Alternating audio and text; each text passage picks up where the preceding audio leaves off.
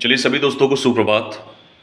एक इन्फॉर्मेशन आप सभी को देना था, सूचना देना था कि आप सभी जानते हैं कि जो यूपीपी का पेपर हुआ था वो कैंसिल हो गया। जैसे कि मैं पहले भी कहा था कि पेपर कैंसिल होगा। उसके कई सारे कारण थे।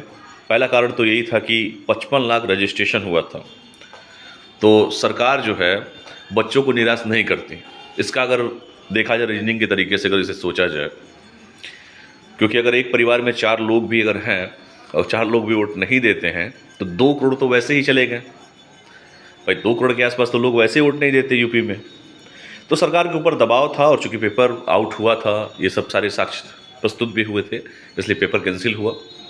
अब पेपर का री एग्जाम हो रहा है। जैसे कहा जा रहा है कि पेपर का री एग्जाम होगा 6 महीने के अंदर ले लिया जाएगा। बहुत लोग कन्फ्यूजन में है कि 6 महीने के बाद होगा। थोड़ा बातों को समझने की कोशिश कीजिए आप लोग। 6 महीने के अंदर कहा गया है, ठीक है। और जब भी री एग्जाम हुआ है आज तक, तो वो री एग्जाम हमेशा टफ ही क्वेश्चन आए हैं, ये याद रखिएगा। जिस तरह के जीएस के प्रश्न इस बार पूछे गए थे, क्योंकि आप लोग को लगता है कि यूपीपी की जो हम तैयारी करते हैं तो सिर्फ यूपीपी लेवल का ही क्वेश्चन मिलेगा, भैया ऐसा ही लगता होगा ना। लेकिन अगर आप जीएस के पेपर को, चूंकि मैंने चारों पेपर का जो है एनालिसिस किया था अपने यूट्यूब चैनल पे ही, तो चारों पेपर को अगर आप देखते हैं तो उस पेपर के देखने से आपको यही प्रतीत हुआ होगा कि जीएस का क्वेश्चन आसान नहीं है। कि अगर कोई पारंपरिक किताब पढ़ के चले गए और जीएस से क्वेश्चन मिल जाए तो ये असंभव है, ठीक है। क्योंकि जीएस को आप लोग हल्के में लेते हैं। और पहले और आज के कंपटीशन में अंतर ये हो गया है कि पहले कोई लड़का, मतलब एक फिक्स था कि पुलिस वाला पुलिस का ही फॉर्म भरेगा। अब कोई फिक्स नहीं है। यूपीएससी की तैयारी करने वाला बच्चा भी यूपीपी का फॉर्म भर दे रहा है, ठीक है। तो कंपटीशन हो जाएगा ज़्यादा भाई। वो दिन भर जीएस पढ़ रहा है, एसएससी की भी वो तैयारी कर रहा है, तो मैथ रीजनिंग भी पढ़ ले रहा है, वो हिंदी तो खैर यूपी में सब पढ़ रहे हैं। तो इसलिए कंपटीशन ज़्यादा है, ठीक है। अब इसके लिए करना क्या है, तो जिस तरह के प्रश्न को देखा गया, चूंकि पेपर तो ठीक था, इस बार का जो पेपर आया था ठीक था पेपर, लेकिन टाइम टेकन था।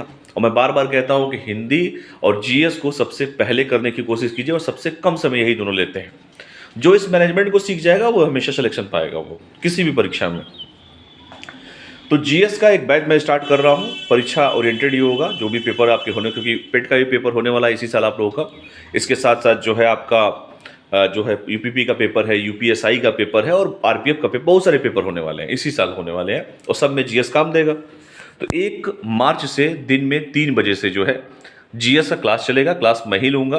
तो जिन अभ्यर्थियों को लगता है कि जीएस पढ़ना चाहिए या जीएस में समस्या हो रही है, समान अध्ययन की मैं बात कर रहा हूँ, जनरल स्टडी की बात कर रहा हूँ, ठीक है, तो वो लोग उस क्लास में आ सकते हैं।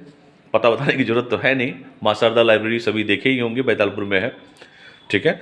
तो आप लोग जो है दिन में 3 बजे से 1 मार्च 2024 को स्टार्ट हो रहा है, दिन में 3 बजे से आप सभी लोग आ सकते हैं, जो जिनको आना है, जिनको लगता है कि हाँ जीएस हमको पढ़ना जरूरी है। कुछ लोगों को नहीं लगता है कि भाई जीएस पढ़ के क्या करेंगे, तुक्का मारेंगे हो जाएगा। तो बेटा तुक्का ही मारते रहना, कोई दिक्कत नहीं है। फिर साल पे साल निकलते जाएंगे और तुक्का पे तुक्का चलते रहेंगे, क्योंकि कंपटीशन है ज़्यादा। आपसे एक एक होनहार बच्चे जो है हर जगह तैयारी कर रहे हैं, चाहे इलाहाबाद में हो, चाहे दिल्ली में हो, चाहे लखनऊ में हो, चाहे कानपुर में हो, हर जगह बच्चों की तैयारी चल रही है, ठीक है। तो अच्छे से तैयारी कीजिए, और जिनको भी आना है दिन में 3 बजे से 1 मार्च को। तो बस यही इन्फॉर्मेशन देना था। बहुत बहुत धन्यवाद। Thank you all of you.